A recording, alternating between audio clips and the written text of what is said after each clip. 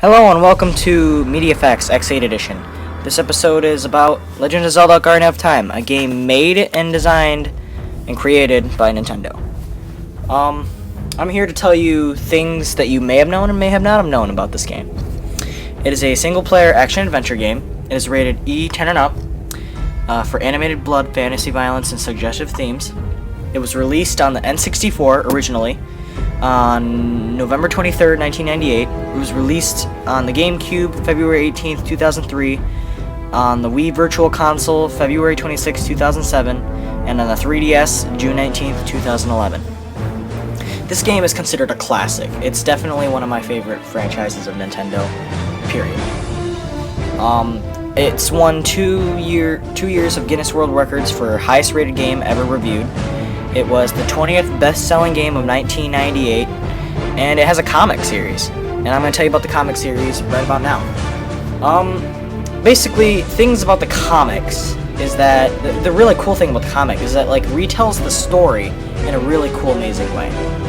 It was written by I can't exactly remember the guy's name, but I'm going to tell you something you didn't know about that comic, probably.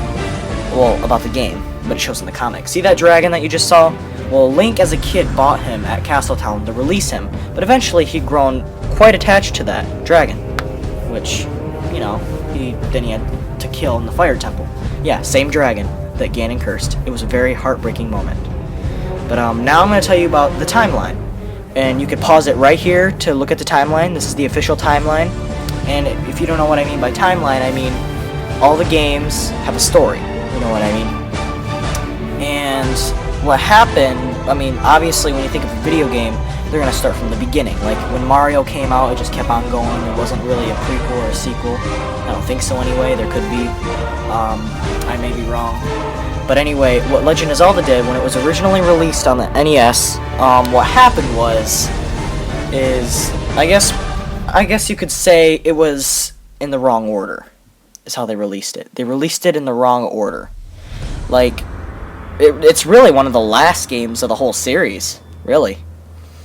But the thing about the Ocarina of Time, it has a huge effect on the timeline, because normal timelines have just one line. No, this, it goes from the beginning. I mean, it wasn't even the first game. It started, I don't know, Link's Awakening or something? I honestly don't remember right now.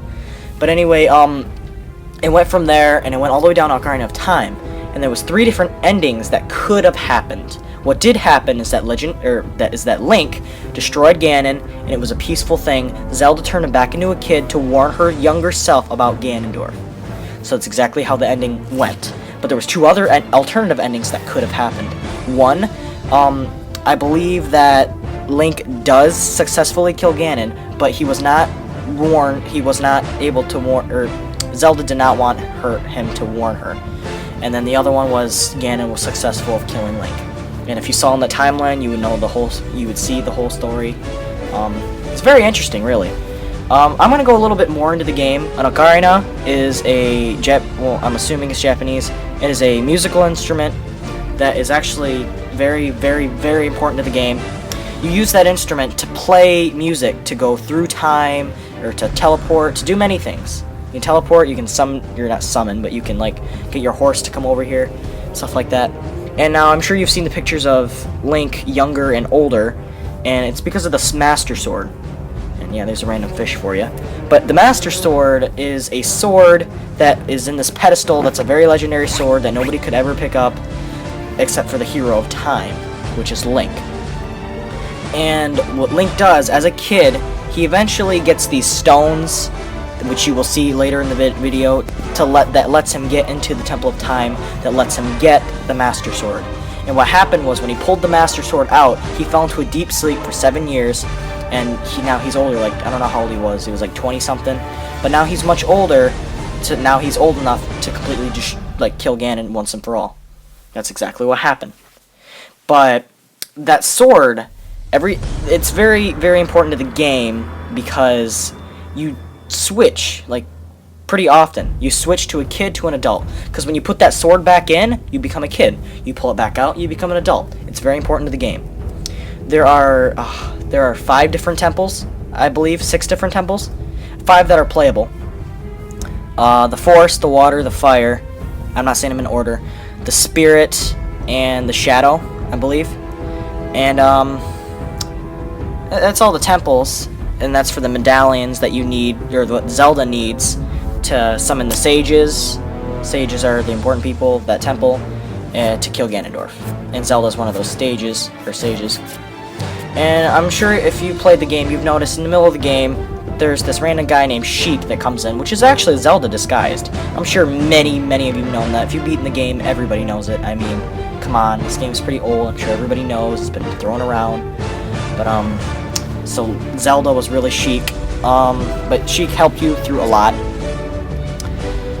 I think another thing for I don't know how, but a lot of people don't realize they don't know about the Triforce. The Triforce is what was left behind by the three goddesses. I can't exactly remember their names right now. I know one is Din, one is Naru, and the other one I honestly don't remember right now. I'm sorry, but the Triforce is what they left behind, and there are three people. And I'm sure you've seen the Triforce as three triangles put together. The Link is one of the triangles, and Zelda's one of the triangles, and Ganondorf's one of the triangles. You see right there, Ganon has the Triforce on his hand. He is the Triforce of power, Link is the Triforce of courage, and Zelda's the Triforce of wisdom. These are the three stones that you need to enter the Temple of Time to get the Master Sword. I mean, you can enter it, but I mean, to get to the sword. Those are the stones. And you have to get into a tree, you have to get into a mountain, you have to get into a friggin' fish. Not joking. It's a very awesome game. These are the 6 medallions. Oh yeah, but they're 5 temples.